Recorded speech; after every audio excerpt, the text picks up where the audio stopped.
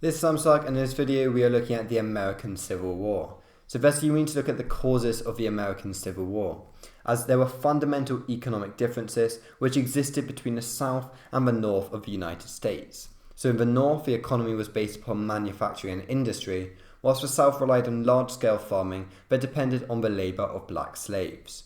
So after the 1830s, there was a growing sentiment that slavery should be abolished, and in 1854, the anti-slavery party, the Republicans, were created in opposition to the Kansas-Nebraska Act, which allowed people in the territories of Kansas and Nebraska to decide for themselves whether to allow slavery within their borders. So this meant that when the Republican Abraham Lincoln was elected as the new US president in 1860, 7 slave states in the South seceded, and they formed a new nation, the Confederate States of America. So these states included South Carolina, Mississippi, Florida, Alabama, Georgia, Louisiana, and Texas. However, the incoming Lincoln administration refused to recognize the legitimacy of the secession, and they feared that it would discredit democracy and fragment the United States into several small countries. So shortly after Lincoln had been inaugurated as the new US president, the new Confederate forces attacked Fort Sumter in South Carolina in April 1861. So in this event, the Confederate Army claimed that Fort Sumter was their own, and they forced the federal garrison to lower the American flag in surrender. So Lincoln's immediate call for 75,000 volunteers to help suppress the rebellion resulted in an additional 4 southern states declaring their secession and joining the Confederacy. So these included Virginia, Arkansas, North Carolina, and Tennessee. Now, border slave states like Missouri, Kentucky, and Maryland did not secede despite their sympathy with the Confederates. Now, throughout 1861, there were a number of further battles between the Union forces and the Confederate forces. For example, a Union victory in Western Virginia allowed the creation of the new state of West Virginia, and at Port Royal in South Carolina, the Union forces were able to shut off the Confederacy's access to the outside world. However, in the First Battle of Bull Run in July 1861, 35,000 Confederate forces under Stonewall Jackson forced the Union forces to retreat towards Washington, D.C., thus ending any hopes for a quick Union victory and forcing Lincoln to call for 500,000 more recruits. So Congress were able to take advantage of a lack of Southern representation, however, by passing many laws to help them in the war, including income tax. Now, in 1862, the Union forces decided to move into the Confederate areas from multiple fronts. So George McClellan had replaced Winfield Scott as the supreme commander of the Union Army, yet his reluctance to advance frustrated Lincoln. But in the spring of 1862, McClellan finally led his Army of Potomac to capture Yorktown on May 4, 1862. Now, the Army of Potomac was the main army within the Union. However, the combined forces of Robert Lee and Stonewall Jackson drove McClellan's army back in the 7 Days Battle, which took place between June 25, 1862 to July 1st. Now, by mid-1862, McClellan was replaced by Henry Halleck as the Union General-in-Chief, yet this did not immediately change the fortunes of the Union. So in the Second Battle of Bull Run, Robert Lee was able to drive the forces of John Pope back towards Washington, and this led to the first Confederate invasion in the North.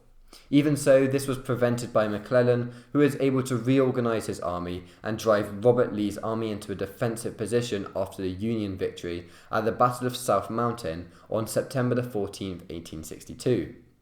The following Battle of Antietam on September 17th further halted the Confederate advance and forced Lee to retreat into Virginia.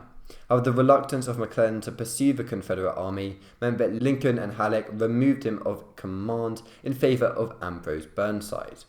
Now, Lincoln did use this victory at the Battle of Antietam to announce the preliminary Emancipation Proclamation, which freed all slaves in the rebellious states after January 1, 1863.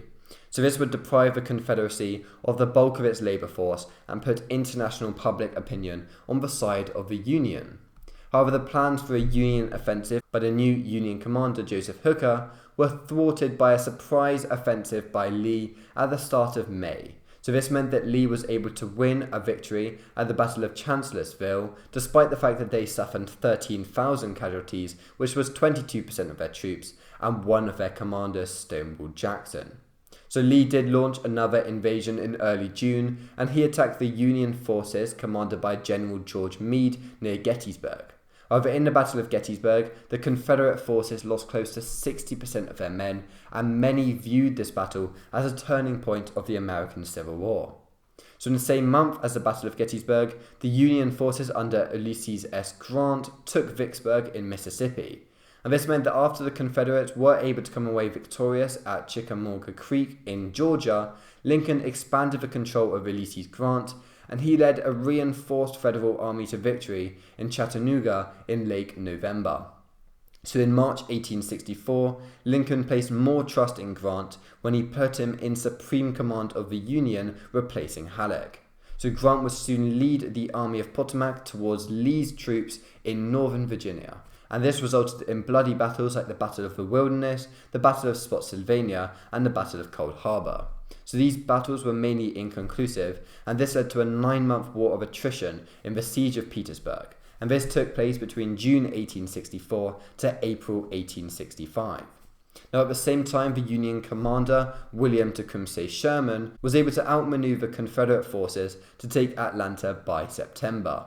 So this commenced the March to the Sea, where 60,000 American troops were able to devastate Georgia and capture Savannah on December 21st, 1864. Now by mid-February 1865, Columbia and Charleston had also fallen to Sherman's troops, and then Sherman would then be able to press on through North Carolina and capture Fayetteville, Bentonville, Goldsboro, and Raleigh by mid-April. Now at the same time, the Confederates, who had been exhausted by the siege of Petersburg, would finally surrender to Grant's forces at Appomattox Courthouse on April the 9th. Now Sherman would receive Joseph Johnston's surrender at Durham Station in North Carolina on April the 26th, and this ended the Civil War. But the resulting victory was bittersweet because the Union did lose their great leader, President Lincoln, on April the 14th at Ford's Theater in Washington. So Lincoln was assassinated by the actor and Confederate sympathizer John Wilkes Booth. So thank you for watching this video, and see you soon. Bye.